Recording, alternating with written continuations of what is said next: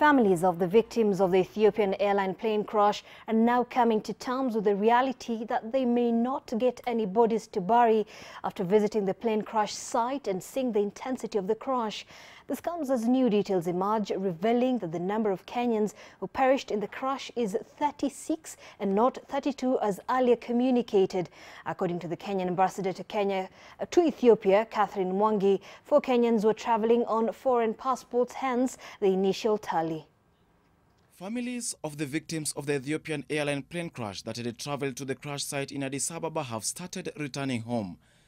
They are now aware that they have to wait for several months before getting the remains of their loved ones.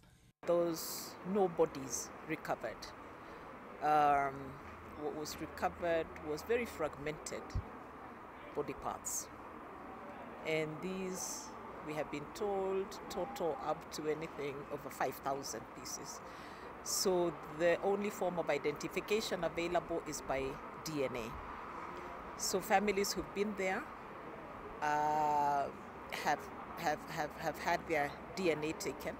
And so the process of matching is what is going to start now. We have been told the process is complicated, it is long, and it's even further complicated by the fact that there are so many pieces.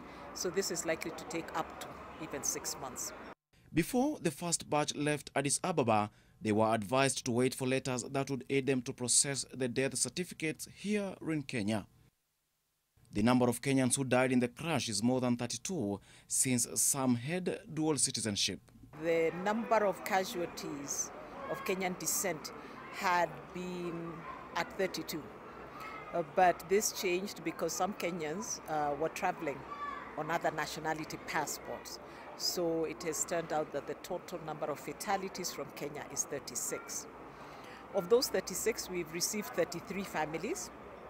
And really, what we try to do as the embassy is to be at hand to support the families.